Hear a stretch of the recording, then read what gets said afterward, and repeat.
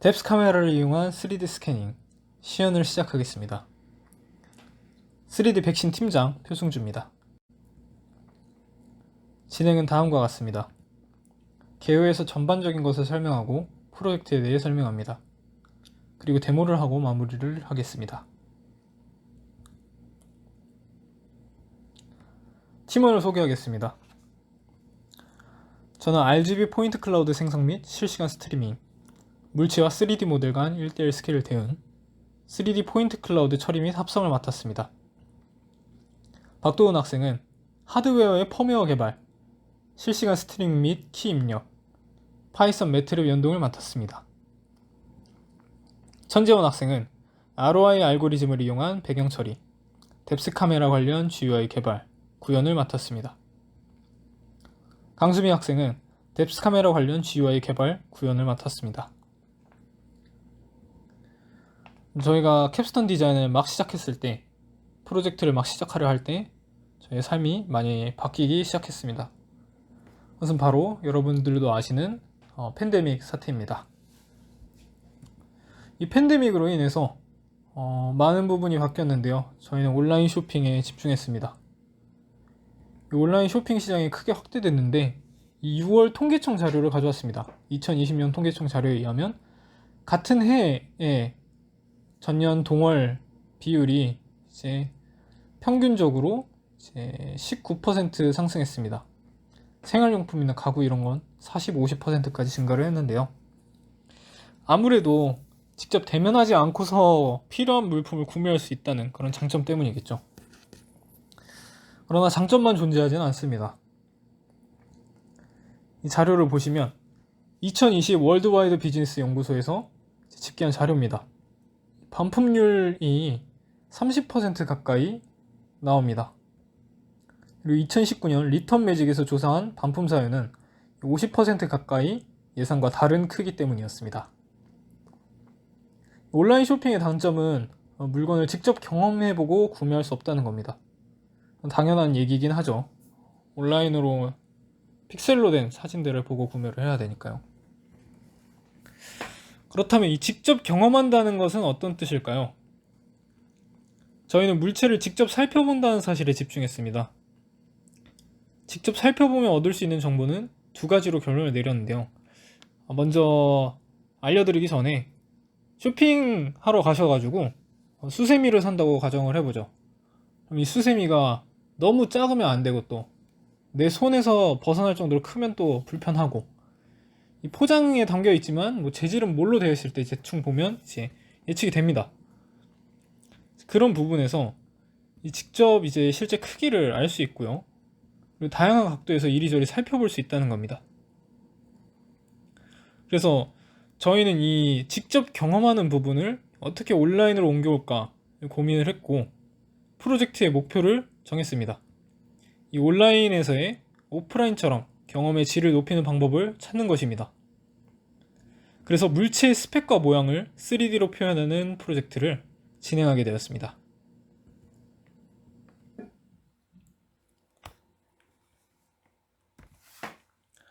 저희는 다른 관련 기술들과 비교하는 척도로 두 가지를 제시합니다. 첫 번째로 이 입체감이고요. 두 번째로 가격입니다. 먼저 3D 스캐너입니다. 3D 스캐너는 가격대가 다양하고 최소 20만원에서 1000만원까지 형성되어 있습니다. 그러나 이제 스캐닝 기능은 가장 좋다고 할 수 있습니다. 라이더는 주변을 멀리까지 스캔할 수 있지만 상당히 비싼 그런 장비죠. 그 다음으로 카메라는 스마트폰 카메라를 생각했습니다. 누구나 쓸 수 있고 휴대폰을 누구나 가지고 있으니까요. 그래서 사진을 누구나 찍을 수 있지만 비용 없이 찍을 수 있지만 평면, 보편적으로 2D에 그치죠. 이 뎁스 카메라는 3D에 관한 정보를 간접적으로는 제공을 합니다. 저희 프로젝트는 뎁스 카메라와 비슷한 가격에 준수한 3D 모델링을 제공합니다. 3D 백신의 장점은 3D 백신 프로젝트의 장점은 스캐너와 동일한 방법으로 3D 모델을 생성할 수 있습니다. 그리고 물체의 스펙을 알 수 있습니다. 이 한마디로 3D 스캐너보다는 조금 이제 3D 모델 능력이 떨어지지만 저렴함으로 승부를 볼 수 있는 보급형 3D 스캐너로 포지셔닝했다고 생각하시면 되겠습니다. 저희의 소프트웨어 환경은 먼저 윈도우 10에서 진행됐습니다. 윈도우 10 환경에서 거의 모든 코드가 작동했고요. 그리고 아두이노, 스텝모터와 아두이노로 제어하기 위해 C를 사용했습니다. 파이썬은 뎁스 카메라를 제어하고 포인트 클라우드 스트리밍, GUI, 그리고 여러 오픈소스들을 사용하는데 이제 파이썬을 사용했고요. 매트랩을 이용해서 여러 가지가 써있긴 하지만 모두 이제 3D 모델 처리에 관한 부분입니다. 이 3D 모델 처리에 관한 부분은 전부 매트랩으로 수행했습니다. 아두웨어 환경은 인텔 리얼센스 305, 이 광센서가 부착된 뎁스 카메라인데요. 뎁스 카메라에 대한 설명은 잠시 뒤에 해드리도록 하겠습니다. 그리고 하드웨어의 원판의 지름은 60cm, 그리고 카메라 레일이 있는데요. 먼저 이제 원판이 어딘지 좀 보여드리도록 하겠습니다. 여기 이제 위에서 본 화면이고요. 가운데에 이 원판이 있습니다. 그리고 여기 이제 스텝 모터가 있고요. 스텝 모터가 이렇게 고무 밴드로 연결이 되어 있습니다. 그래서 이렇게 돌아가면은 이제 스텝 모터를 돌리면 원판이 돌아가게 되고요. 여기 이제 이 부분이 카메라를 조절할 수 있는 상하로도 움직일 수 있고요.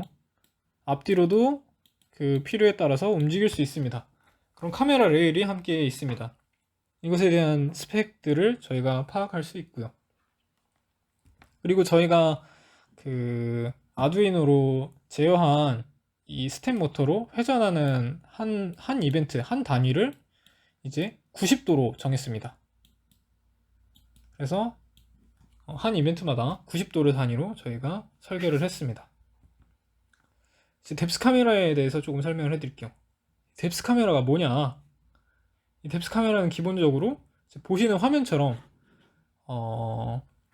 이제 카메라 렌즈에 맺힌 상까지의 거리를 반환해주는, 해당 픽셀마다 그 거리를 반환해주는 그런 카메라입니다. 그래서 이게 인간의 눈처럼 두 가지의 렌즈를 사용해서 거리를 판단하는 스테레오 방식이 있고요. 그리고 광센서와 렌즈 하나를 이용한 방식이 있습니다. 근데 이제 스테레오 방식은 저희가 여러 번 시도를 해봤는데 정확도도 떨어지고 저희가 원하는 만큼 모델을 만들어낼 수가 없어서 광센서를 함께 사용하는 뎁스 카메라를 선택하게 되었습니다. 이제 데모에 앞서서 동작 순서를 설명드리겠습니다. 먼저 시작하게 되면 물체를 뎁스 카메라로 촬영합니다. 촬영을 하게 되면 이제 뎁스 카메라를 통해서 뎁스 맵을 얻어서 이 아까 말씀드린 그 깊이 값을 얻게 되고요. 그리고 컬러 맵으로도 받을 수 있습니다. 이 컬러 맵을 통해서 RGB 값을 추출해냅니다. 이 두 가지 정보를 합성해서 3D 포인트 클라우드를 화면에 출력합니다. 이 출력되는 모델은 한쪽 앵글에서만 보여지는 3D 포인트 클라우드입니다. 이때 특별한 커맨드가 없으면 위 과정을 반복하고요. 파이프라이닝을 하는 이 스트리밍 과정이 되겠습니다. 그리고 뭔가 입력이 들어왔다. 결과를 저장하는 입력이 들어왔다면 이제 필드를 회전하고 이제 촬영을 하게 됩니다. 이제 모든 방향으로 촬영이 되지 않았다면 계속 이 과정을 반복하겠죠. 예를 들어서 90도 한 번밖에 안 찍었어. 뒷부분도 찍어야 돼. 그러면 이제 뒷부분까지 다 돌려서 찍어야 되겠죠. 이 과정을 반복하면서. 이제 그게 아니라면 모델 합성 과정으로 넘어갑니다. 여기서부터 모두 매트랩으로 진행했는데요. 먼저 이 아까 보여드린 원판의 중심을 이제 공간상의 원점에 배치를 합니다. 평행 이동을 먼저 하고요. 그런 다음에 각 축에 평행하도록 이제 교정을 합니다. 이 기울어진 정도, 그 카메라의 각도, 그런 것들을 사용해서 이제 회전 변환을 하는 부분이죠. 그리고 이제 필드 스펙, 그리고 원의 방정식을 이용한 배경 처리가 되어 있는데, 이것이 우리가 물체를 따로 인식하지 않고 우리가 물체가 어디에 올라가 있는지 필드로서 알고 있습니다. 그래서 우리는 어디에 저장이 될지 그 영역만 찾으면 되는 겁니다. 그리고 물체 회전 후 병합 90도 단위로 회전을 한 다음에 병합을 하고요. 그리고 아까 파일이 예를 들어서 내각도 360도니까 4개가 되는데 아직 1개밖에 안 했다 그러면은 돌아가서 3번을 반복하고요. 모두 다 했으면 .py 파일로 저장을 하는 과정을 거치게 됩니다. 자, 그럼 이제 저희의 데모를 보고 오도록 하겠습니다.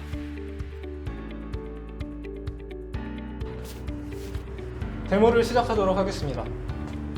보시는 이 필드는 저희가 만든 이제 물체 측정 필드입니다. 하드웨어 구성이 어떻게 되냐면 밑에 연결된 스텝 모터와 원판이 연결되어 있습니다. 그래서 스텝 모터를 통해서 저희가 원하는 각도만큼 필드를 회전시킬 수 있죠. 그리고 여기 보시는 이 컨트롤러로 저희가 이 필드를 조작을 할 겁니다. 이 물체를 인식해야 되니까 물체를 이렇게 놓고 프로그램을 실행해 보도록 하겠습니다. 프로그램을 실행하면 3D로 이 환경을 확인하실 수 있는데요. 이거 스트리밍 되고 있는 겁니다. 그래서 이거 움직여도 자연스럽게 인식이 되는 걸, 스트리밍이 되는 걸 확인하실 수 있습니다. 그래서 이 상태에서 제가 먼저 한번 촬영을 하게 되면요, 저희가 지정한 폴더에 ply 파일로 파일이 생성됩니다. 그래서 이것을 90도씩 회전시켜 가면서 저희가 물체를 스캔해 보도록 하겠습니다.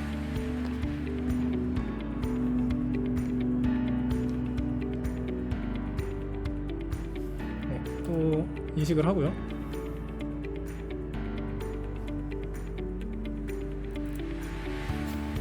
인식이 촬영이 안 됐네요. 잠시만요. 촬영을 다시 하고요. 보시면 이제 색깔도 RGB 소스를 활용해서 넣어서 색깔도 잘 들어갑니다. 그래서 여기서 이제 데모니까 제가 마우스를 임의로 한번 이렇게 넣어 보도록 하겠습니다. 여기 우선 필드에는 마우스가 인식이 됐고요. 이 마우스를 같이 이제 촬영을 해서 지금 촬영돼서 저장된 상태인데, 이 상태면 마우스가 여기 요 한 면만 나오게 될 겁니다. 이 뒷면 안 나오고요. 그래서 다시 이제 필드를 회전시키겠습니다. 위에서 보시면 이렇게 이제 그림자 지는 부분은 인식이 안 되는 걸 보실 수 있죠. 그래서 마지막으로 물체를 스캔을 하고 프로그램을 종료합니다. 그럼 이제 연산이 시간이 조금 걸리긴 하지만 이 필드에 있는 물체를 각각의 앵글별로 합성을 해서 하나의 ply 파일로 만들어줍니다. 네, 보시면 이제 박스랑 이제 여기 이제 아까 보여드렸던 마우스도 살짝 인식이 됐고요. 그리고 여기 프링글스 통도 이렇게 인식이 된 걸 확인하실 수 있습니다. 이것이 지금 눈금이 센티미터 단위로 1대1로 대응이 된 건데요. 한번 확인을 해보도록 하겠습니다. 먼저 이 끝에 점이 이렇게 되어 있군요. 좌표를 잘 모르겠지만 이렇게 되어 있고요. 또 이 점을 한번 선택을 해보겠습니다. 그러면 우선 X, Y가 각각 이제 차이가 있는데요. X가 13 차이가 나고요. Y가 5 차이가 납니다. 13이랑 5랑 피타고라스 정리를 써서 구해보겠습니다.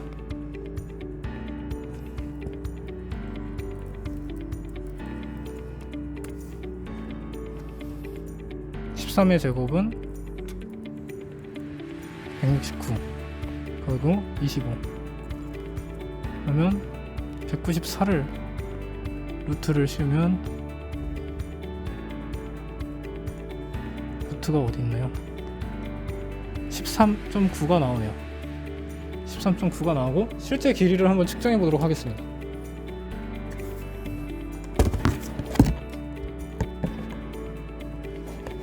여기 보시면 실제 길이는 13입니다.